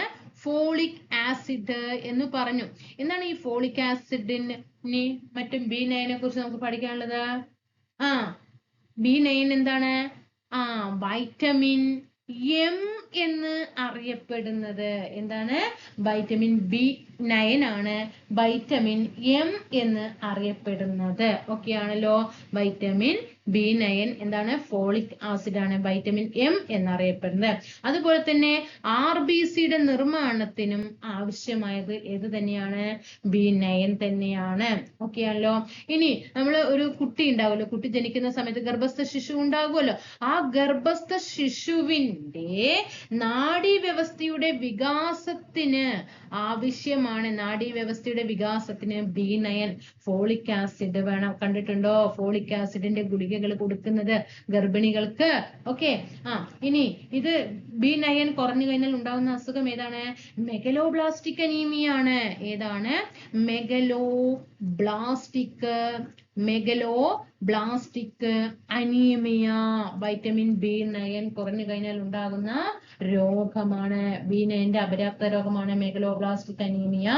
RBCയുടെ നിർമ്മാണത്തിന് ആവശ്യമാണ്. അടുത്ത് നമുക്ക് B12 നോക്കാം അല്ലെ. B12 എന്താണ്? B12 സൈനോകൊബാലുമിൻ അല്ലെ. എന്താണ്? സൈനോകൊബാലുമിൻ ആണ് ശാസ്ത്രീയ നാമം. പിന്നെ എന്താ പറയാ, ഇതും എന്ത് തന്നെയാണ്? RBCയുടെ നിർമ്മാണത്തിന് ആവശ്യമാണ്. RBCയുടെ നിർമ്മാണത്തിന് ആവശ്യമാണ്. ഓക്കെ ആണോ? ഓക്കെ ആണോ? B12 സൈനോകൊബാലമിൻ RBCയുടെ നിർമ്മാണത്തിന് ആവശ്യമാണ്. പിന്നെ ദഹന പ്രക്രിയ ത്വരിതപ്പെടുത്തുന്ന ജീവകമാണ്. ദഹന പ്രക്രിയ ത്വരിതപ്പെടുത്തുന്ന ജീവകം B12 ആണ്. മഴവെള്ളത്തിൽ അടങ്ങിയിരിക്കുന്നത്, മഴവെള്ളൂല്ലേ, അതിൽ അടങ്ങിയിരിക്കുന്ന ജീവകമാണ് ഇത് B12 എന്ന് പറയുന്നത്. കൊബാൾട്ട് അടങ്ങിയ വിറ്റമിൻ ആണ്. ഏതാണ്? കൊബാൾട്ട് അടങ്ങിയ വിറ്റമിൻ ആണ് B12 എന്നറിയപ്പെടുന്നത്. അതുപോലെ തന്നെ ജന്തുജന്യമായ ജീവകം ഏത്? ജന്തുജന്യമായ ജീവകം ഏത്? അത് B12 ആണ്. B12ന്റെ അപര്യാപ്തത രോഗമാണ് പെർനീഷ്യസ് അനീമിയ. ഏതാണ്? Pernicious anaemia. പെർനീഷ്യസ് അനീമിയ അവിടെ ശ്രദ്ധിക്കണം കേട്ടോ. പെർനീഷ്യസ് അനീമിയ കൊബാൾട്ട് അടങ്ങിയ വിറ്റമിൻ ആണ്, മഴവെള്ളത്തിൽ നിന്ന് ലഭിക്കുന്നതാണ്. ഓക്കെ ആണോ? പിന്നെ ഇത് ഏതൊക്കെയാണ്? ഈ മുട്ടയും പാലും ചേമ്പിലും ഇതൊക്കെ കഴിച്ചു കഴിഞ്ഞാൽ ധാരാളം എന്ത് ചെയ്യും? ഈ B വിറ്റമിൻ ഒക്കെ ധാരാളം കിട്ടും കേട്ടോ. നന്നായിട്ട് കഴിക്കണം കേട്ടോ. ഓക്കെ, എങ്കിൽ നമുക്ക് ഒന്ന് ക്രോഡീകരിച്ചിട്ട് ഒരൊറ്റ ഓക്കെ നമുക്ക് ഇനിയൊരു ഓട്ടപ്രദക്ഷിണം ഒന്ന് നടത്തിയാലോ. വൈറ്റമിൻ എയുടെ അപര്യാപ്തത രോഗം എന്താണ്? മാലക്കണ്ണ് അല്ലെ. എന്താണ്? മാലക്കണ്ണ്, അതായത് നിശാന്തത. ഓക്കെ, നിശാന്തത A1 എന്ന് പറയും. ഇനി A2 ആണെങ്കിൽ പറയും സിറോഫ്താൽമിയ എന്ന് പറയും. Okay, xerophthalmia. ഓക്കെ, വൈറ്റമിൻ എയുടെ അപര്യാപ്തത രോഗമാണ്. ഇനി നമുക്ക് B1 നോക്കാം. A കഴിഞ്ഞു. ഇനി അടുത്തത് B1 എന്താണ്? ബെറി അല്ലെ. ഐ കാണ്ട് അല്ലെ, ബെറി. ഇനി B3 ആണെങ്കിലോ? B3 pellagra. എന്താണ്? പെല്ലഗ്ര. എടാ നമ്മുടെ ഈ പല്ലിന്റെ മോണിന്റെ ഇടയിൽ കൂടെ ഒക്കെ ബ്ലഡ് വരില്ലേ? ഇടയ്ക്കിടയ്ക്ക് ഇങ്ങനെ ബ്ലഡ് വരും. അതൊക്കെ എന്താണ്? വൈറ്റമിൻ B3യുടെ അപര്യാപ്തത കൊണ്ടാണ് കേട്ടോ. പെല്ലഗ്ര. ഇനി B9 ആണെങ്കിലോ? മെഗലോബ്ലാസ്റ്റിക് അനീമിയ അല്ലെ. എന്താണ്? മെഗലോബ്ലാസ്റ്റിക് അനീമിയ B9ന്റെ അപര്യാപ്തത മൂലമാണ്. B12 ആണെങ്കിലോ? പെർനീഷ്യസ് കേട്ടോ. എന്താണ്? പെർനീഷ്യസ് അനീമിയ ആണ്. ഇനി വൈറ്റമിൻ സി. സോറി, ഞാൻ നേരത്തെ പറഞ്ഞതിൽ ഒരു മിസ്റ്റേക്ക് വന്നു അല്ലെ. എന്താണ്? B3 നമ്മൾ പെല്ലഗ്ര പറഞ്ഞു. സിയുടെ അപര്യാപ്തതയാണ് ഈ പല്ലിന്റെ മോണയിൽ നിന്നൊക്കെ അസുഖങ്ങൾ വരുന്നത്. നേരത്തെ ഞാൻ പറഞ്ഞ തെറ്റ് തിരുത്തണേ. വൈറ്റമിൻ സി നമ്മുടെ കുറഞ്ഞു കഴിഞ്ഞാലാണ് നമുക്ക് എന്തുണ്ടാകുന്നത്? പല്ലിന്റെ മോണയിൽ നിന്ന് രക്തസ്രാവം ഉണ്ടാകുന്നതും സ്കർവിക്ക് കാരണമാകുന്ന, നാവികരുടെ പ്ലേഗ് എന്നറിയപ്പെടുന്ന സ്കർവിക്ക് കാരണമാകുന്നതും ഏതാണ്? വൈറ്റമിൻ സി ആണ്. വൈറ്റമിൻ ഡിയുടെ അപര്യാപ്തതമാണ് റിക്കറ്റ്സ്, അതായത് കണ അല്ലെ. കുട്ടികളിൽ ഉണ്ടാകുന്നതാണ്. ഓക്കെ. ഇനി മുതിർന്നവരിലാണെങ്കിലോ ഓസ്റ്റിയോമലേഷ്യ, അതൊക്കെ നമ്മൾ അവിടെ പറഞ്ഞു. ഇനി വൈറ്റമിൻ ഇയുടെ അപര്യാപ്തതയാണ് വന്ധ്യത. കുട്ടികൾ ഉണ്ടാകാത്ത അവസ്ഥയുണ്ടല്ലോ, അതാണ് വന്ധ്യത. ഇനി വൈറ്റമിൻ കെ എന്താണ്? ഹീമോഫീലിയ അല്ലെ, ഹീമോഫീലിയ, ഹെമറേജ്, ഇതൊക്കെ എന്താണ്? വൈറ്റമിൻ കെയുടെ അപര്യാപ്തതയാണ്. ഓക്കെ. ഇനി നമ്മുടെ ശരീരത്തിലെ മാംസ്യം അല്ലെ, മാംസ്യം ഇല്ലേ, മാംസ്യം അത് കുറഞ്ഞുണ്ടാകുന്ന അസുഖം ഏതാണ്? മാംസ്യം കഴിക്കണം കേട്ടോ. മാംസ്യം കുറഞ്ഞതിന് ഉണ്ടാകുന്ന അസുഖം ഏതാണ്? കോഷിയോർക്കർ ആണ്. ഏതാണ്? കോഷിയോർക്കർ ആണ്. കോഷിയോർക്കർ. മരാസ്മസ്, മരാസ്മസ്, ഇതൊക്കെ എന്താണ്? മാംസ്യത്തിന്റെ കുറവ് മൂലം ഉണ്ടാകുന്നതാണ്. ഇനി അതേപോലെ ഇരുമ്പിന്റെ അംശം കുറഞ്ഞു കഴിഞ്ഞാൽ, ഇരുമ്പ് അംശം കുറഞ്ഞാൽ അനീമിയ, HB ഒക്കെ കുറയും അല്ലെ, അനീമിയ എന്ന അസുഖം ഉണ്ടാകും. ഇനി മെലാനിന്റെ കുറവുണ്ടായാൽ, മെലാനിന്റെ കുറവുണ്ടായാൽ നമ്മുടെ ശരീരത്ത് വെള്ളപ്പാണ്ട് വരും. എന്താണ്? വെള്ളപ്പാണ്ട് വരും. ആൽബനിസം എന്ന് പറയും. ഇനി സൊമാറ്റോട്രോപ്പിന്റെ ഉൽപാദനം കുറഞ്ഞു കഴിഞ്ഞാൽ, സൊമാറ്റോട്രോപ്പിന്റെ ഉൽപാദനം കുറഞ്ഞു കഴിഞ്ഞാൽ വാമനത്വം ഉണ്ടാകും. എന്താണ്? വാമനത്വം ഉണ്ടാകും. ഇനി ഇൻസുലിൻ കുറഞ്ഞു കഴിഞ്ഞാൽ പ്രമേഹം അല്ലെ, ഇൻസുലിൻ കുറഞ്ഞു കഴിഞ്ഞാൽ പ്രമേഹം. അതിനെന്താ പറയാ? ഡയബറ്റീസ് മെലിറ്റസ് എന്ന് പറയും അല്ലെ. എന്താണ്? ഡയബറ്റീസ് മെലിറ്റസ് എന്ന് പറയുന്നു. ഇനി തൈറോക്സിൻ കുറഞ്ഞു കഴിഞ്ഞാൽ, തൈറോക്സിൻ കുറഞ്ഞു കഴിഞ്ഞാൽ ഗോയിറ്റർ എന്ന അസുഖം ഉണ്ടാകും. ഗോയിറ്റർ. ഇനി അയഡിൻ കുറഞ്ഞു കഴിഞ്ഞാൽ, കുറച്ച് പോയിട്ട് വരുത്തുന്നുണ്ട്, അയഡിൻ കുറഞ്ഞു കഴിഞ്ഞാൽ അതും ഗോയിറ്റർ എന്ന അസുഖത്തിന് കാരണമാകും. ഓക്കെ.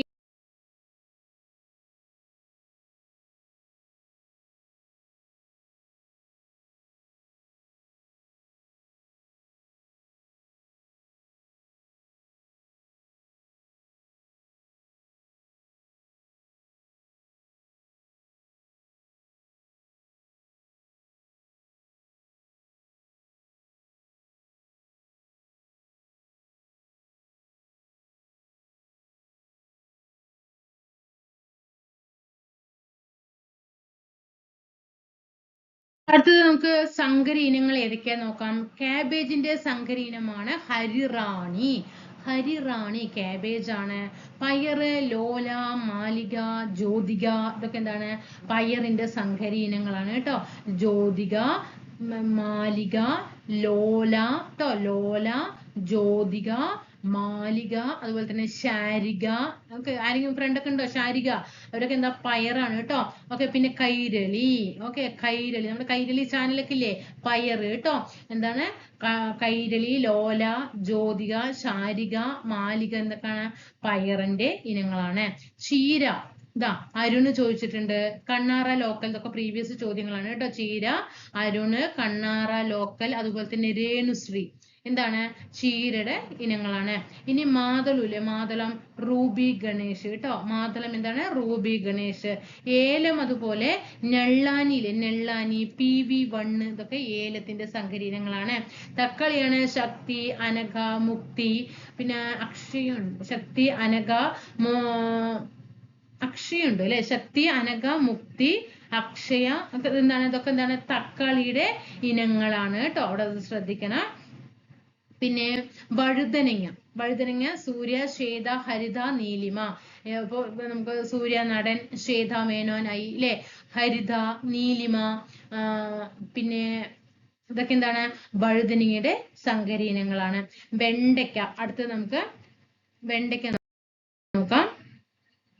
വെണ്ടയ്ക്കയുടെ സങ്കര ഇനം പ്രീവിയസ് നമ്മൾ ഒരു കഴിഞ്ഞ 2024 ഒരു ക്വസ്റ്റ്യൻ ആയിരുന്നു അല്ലെ. ആനക്കൊമ്പൻ അല്ലെ.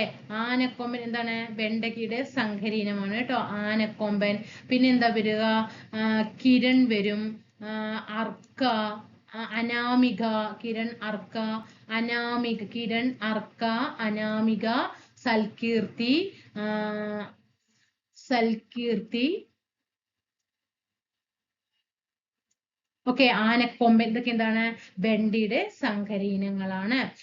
പിന്നെ മുളകില്ലേ, മുളക്, അത് നമുക്കറിയാം അല്ലെ. ജ്വാല പോലെയാണ് അല്ലെ. ജ്വാലാമുഖി, പിന്നെ ഉജ്ജ്വല, ജ്വാലാമുഖി, ഉജ്ജ്വല, പിന്നെ അതുല്യ മുളകാണ് കേട്ടോ. അതുപോലെ തന്നെ അനുഗ്രഹ, അതുല്യ, അനുഗ്രഹ, ജ്വാലാമുഖി, ഉജ്ജ്വല, പിന്നെ അനുഗ്രഹ, അതുല്യ, ഇതൊക്കെ എന്താണ്? മുളകിന്റെ സങ്കര ഇനങ്ങളാണ്. ഇനി നെല്ല്, നെല്ല് പിന്നെ നമുക്ക് എല്ലാവർക്കും കൂടുതലായിട്ട് അറിയുന്ന കാര്യങ്ങളാണ് അല്ലെ. പവിത്ര, ഹ്രസ്വ, അങ്ങനെ തന്നെ SCERT കിടക്കുന്നുണ്ട് അല്ലെ. പവിത്ര, ഹ്രസ്വ, അന്നപൂർണ, പിന്നെ ശബരി, ത്രിവേണി, പിന്നെ ഏതാണ് ജയ അല്ലെ, ജയ, പിന്നെ പണ്ടൊക്കെ AST എന്നൊക്കെ അറിയപ്പെടും അല്ലെ. പിന്നെ അനശ്വര, ജ്യോതി, രോഹിണി, ഇതൊക്കെ എന്താണ്, നെല്ലിന്റെ സങ്കര ഇനങ്ങളാണ്. അടുത്തത് പാവലില് വെരി ഇമ്പോർട്ടന്റ് ആണ് കേട്ടോ, പ്രിയങ്ക. പഠിച്ചു വെക്കണേ, പ്രിയങ്ക SCERT കിടക്കുന്നുണ്ട്. പ്രിയങ്ക പാവലിന്റെ ഇനമാണ്, പഠിച്ചു വെച്ചോളണം. അതാണ് എന്ന് ചോദിക്കാറുള്ളത്, പ്രിയങ്കയാണ്. പ്രിയങ്കയാണ് ആദ്യം നന്നായിട്ട് പഠിക്കേണ്ടത്. പ്രീതി പഠിക്കണം, പ്രീതി, പ്രിയ, അതൊക്കെ എന്താണ്, പാവലിന്റെ ഇനങ്ങളാണ്. ഏറ്റവും കൂടുതൽ ഇമ്പോർട്ടന്റ് പ്രിയങ്കയാണ് കേട്ടോ. എള്ള് എന്താ, തിലോത്തമ അല്ലെ, അത് ചോദിച്ച ക്വസ്റ്റ്യൻ ആണ്, പ്രീവിയസ് ചോദിച്ച ക്വസ്റ്റ്യൻ ആണ്. തിലോത്തമ എള്ളിന്റെ ഇനമാണ്. അതുപോലെ തന്നെ സോമ, തിലകനില്ലേ, തിലക്, പിന്നെ സൂര്യ, തിലധാര, ഇതൊക്കെ എന്താണ്, എള്ളിന്റെ ഇനങ്ങളാണ്. പിന്നെ കുരുമുളക് നമുക്ക് ആദ്യം വരിക പന്നിയൂരാണ് അല്ലെ. പന്നിയൂരാണ് കുരുമുളക് ഗവേഷണ കേന്ദ്രം. പന്നിയൂര് 1 ഉണ്ട്, 2 ഉണ്ട്, 3 ഉണ്ട്, 4 ഉണ്ട്, 5 ഉണ്ട്, 6 ഉണ്ട്, 7 ഉണ്ട് കേട്ടോ. ഇതൊക്കെ കുരുമുളകിന്റെ സങ്കര ഇനങ്ങളാണ്. അതുപോലെ തന്നെ കരിമുണ്ടൻ, മനസ്സിലായോ, കരിമുണ്ടൻ, കൊറ്റനാടൻ. പ്രീവിയസ് പിന്നെ ഒരു ചോദിച്ച ചോദ്യമാണ് കുതിരവേലി. പ്രീവിയസ് ചോദിച്ചതാണ് കുതിരവേലി, കുരുമുളകിന്റെ ഇനമാണ്.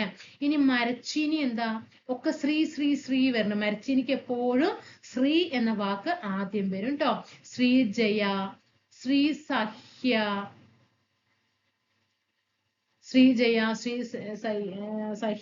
ശ്രീശൈലം, അതുപോലെ തന്നെ ശ്രീ വിശാഖ്, ശ്രീരേഖ, ഇതൊക്കെ എന്താണ്, മരച്ചീനിയുടെ. അപ്പൊ മരച്ചീനിയുടെ കണ്ട എപ്പോഴും ഫസ്റ്റ് എന്തുണ്ടാകണം, ശ്രീ ഉണ്ടാകണം. പിന്നെ നാളികേരം, നമ്മൾ സാധാരണ SCERT ചന്ദ്രലക്ഷ, ചന്ദ്രശങ്കര, ഗംഗ, ബോന്ധം, ഇതൊക്കെ എന്താണ്, നമ്മുടെ നാളികേരത്തിന്റെ ഇനങ്ങളാണ് അല്ലെ. ഗംഗാ ബോന്ധം അല്ലെ. പിന്നെ ഏതാണ് SCERT ചന്ദ്രലക്ഷ അല്ലെ, ചന്ദ്രലക്ഷ, ചന്ദ്രശങ്കര, അതുപോലെ തന്നെ അനന്തഗംഗ, മലയൻഡോർഫ്, പിന്നെ ഏതാണ്, ലക്ഷദ്വീപ് ഓർഡിനറി, SCERT കിടക്കുന്നില്ലേ, ലക്ഷദ്വീപ് ഓർഡിനറി. ഓക്കെ, ലക്ഷഗംഗ, അനന്തഗംഗ, ചന്ദ്രലക്ഷ, ചന്ദ്രശങ്കര, ഗംഗ, ബോന്ധം, ഇതൊക്കെ നാളികേരത്തിന്റെ സങ്കര ഇനങ്ങളാണ്. ഇനി നെല്ല് ഗവേഷണ കേന്ദ്രങ്ങൾ സ്ഥിതി ചെയ്യുന്നത് എവിടെയൊക്കെയാണ്? നെല്ല് ഗവേഷണ കേന്ദ്രങ്ങൾ സ്ഥിതി ചെയ്യുന്നത് പാലക്കാടുള്ള നെല്ല് ഗവേഷണ കേന്ദ്രം ഏതാണ്? പാലക്കാടുള്ള നെല്ല് ഗവേഷണ കേന്ദ്രം സ്ഥിതി ചെയ്യുന്നത് എവിടെയാണ്? പ്രീവിയസ് ആണ്, പട്ടാമ്പിയിലാണ് കേട്ടോ. ഇനി ആലപ്പുഴയില് 2 നെല്ല് ഗവേഷണ കേന്ദ്രങ്ങൾ ആലപ്പുഴയിലുണ്ട്. ഒന്ന് മങ്കൊമ്പിലും, MS സ്വാമിനാഥൻ റിസർച്ച് എന്താണ്, റൈസ് റിസർച്ച് ആണ് മങ്കൊമ്പിലുള്ളത് കേട്ടോ. അതുപോലെ തന്നെ മങ്കൊമ്പിലും, പിന്നെ കായംകുളത്താണ് കേട്ടോ, കായംകുളത്തും ഉണ്ട്. പിന്നെ എറണാകുളത്ത് വൈറ്റിലിയില് നെല്ല് ഗവേഷണ കേന്ദ്രം. ഇതാണ് ആകെ നമ്മുടെ കേരളത്തിലുള്ള നെല്ല് ഗവേഷണ കേന്ദ്രങ്ങൾ. പാലക്കാട് ജില്ലയിലെ പട്ടാമ്പിയിലും, ആലപ്പുഴയിലെ മങ്കൊമ്പിലും, കായംകുളത്തും, എറണാകുളത്തിലെ വൈറ്റിലിയിലും കേട്ടോ.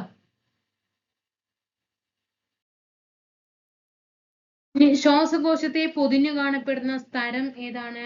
പ്ലൂറയാണ് അല്ലെ.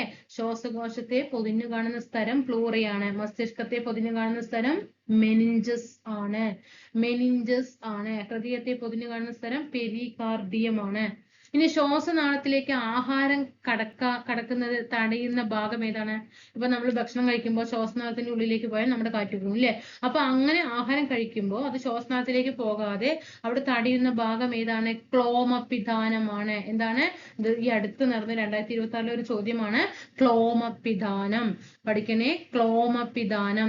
ഇനി ഉദരാശയത്തെയും ഔരസാശയത്തെയും തമ്മിൽ വേർതിരിക്കുന്ന പേശി നിർമ്മിതമായ ഭിത്തി ഏതാണ്? ഡയഫ്രം ആണ്. ഉദരാശയത്തെയും ഔരസാശയത്തെയും തമ്മിൽ വേർതിരിക്കുന്ന പേശി നിർമ്മിതമായ ഭിത്തി ഏതെന്ന് ചോദിച്ചാൽ അത് ഡയഫ്രം ആണ്. ഇനി കോശ ശ്വസനത്തിന് 2 ഘട്ടങ്ങളുണ്ട്. ഒന്ന് ഗ്ലൈക്കോളിസിസും ക്രബ്സ് പരിവൃത്തിയും. അതിന് ഗ്ലൈക്കോളിസിസ് എന്താണ്, എന്താണ് ക്രബ്സ് പരിവൃത്തി, എന്താണ് ഗ്ലൈക്കോളിസിസ്, എന്താണ് ഗ്ലൈക്കോളിസിസ്? കോശദ്രവ്യത്തിൽ വെച്ചിട്ട് നടക്കുന്നു അല്ലെ. ഗ്ലൈക്കോളിസിസ് എന്താ ചെയ്യുന്നത്? കോശദ്രവ്യത്തിൽ വെച്ചിട്ടാണ് കോശ ശ്വസനം നടക്കുന്നത്. ഇവിടെ ഓക്സിജൻ എന്താണ് ആവശ്യം ഇല്ല, ഓക്സിജൻ ആവശ്യം ഇല്ല. ഇവിടെ ഗ്ലൂക്കോസിനെ എന്ത് ചെയ്യും? ഗ്ലൂക്കോസിനെ പൈറുവിക് ആസിഡ് ആക്കിയിട്ട് മാറ്റും. ഗ്ലൂക്കോസിനെ പൈറുവിക് ആസിഡ് ആക്കിയിട്ട് മാറ്റും. ഇവിടെ എത്ര ATP തന്മാത്രകൾ ലഭിക്കും? 2 ATP തന്മാത്രകളായിരിക്കും ലഭിക്കുക. ഇതാണ് ഗ്ലൈക്കോളിസിന്റെ ഘട്ടങ്ങൾ. കോശശ്വസനത്തില് 2 ഘട്ടങ്ങളുണ്ട്, ഗ്ലൈക്കോളിസിസും ക്രബ്സ് പരിവൃത്തിയും. അതിന് ഗ്ലൈക്കോളിസിന്റെ പ്രത്യേകതകളാണ് കോശദ്രവ്യത്തിൽ വെച്ചിട്ടാണ് കോശശ്വസനം നടക്കുന്നത്. ഇതിന് ഓക്സിജൻ ആവശ്യമില്ല. ഗ്ലൂക്കോസിനെ പൈറുവിക് ആസിഡ് ആക്കിയിട്ടാണ് മാറ്റുക. 2 ATP തന്മാത്രകളാണ് ഉത്ഭവിക്കുന്നത്. ഇനി എന്നാൽ ക്രബ്സ് പരിവൃത്തി എന്തായിരിക്കും? അത് മൈറ്റോകോൺട്രിയയിൽ വെച്ചിട്ടാണ് നടക്കുന്നത്. ഇത് കോശദ്രവ്യത്തിലാണെങ്കിൽ ഇത് മൈറ്റോകോൺട്രിയയിൽ വെച്ചിട്ടാണ് ക്രബ്സ് പരിവൃത്തി നടക്കുന്നത്. ഇവിടെ ഓക്സിജൻ എന്താണ് ആവശ്യമാണ്, ഓക്സിജൻ ആവശ്യമാണ്. ഇവിടെ പൈറുവിക് ആസിഡിനെ എന്ത് ചെയ്യും? ഇവിടെ പൈറുവിക് ആസിഡിനെ എന്ത് ചെയ്യും? കാർബൺ ഡൈ ഓക്സൈഡും ജലവുമാക്കിയിട്ട് മാറ്റും. കാർബൺ ഡൈ ഓക്സൈഡും ജലവുമാക്കിയിട്ട് മാറ്റുകയാണ് ചെയ്യുന്നത്. ഇവിടെ എത്രയാണ് ATP? 30 ATP തന്മാത്രകളാണ് ഉണ്ടാകുന്നത്. ഓക്കെ ആണോ? 30 ATP തന്മാത്രകൾ.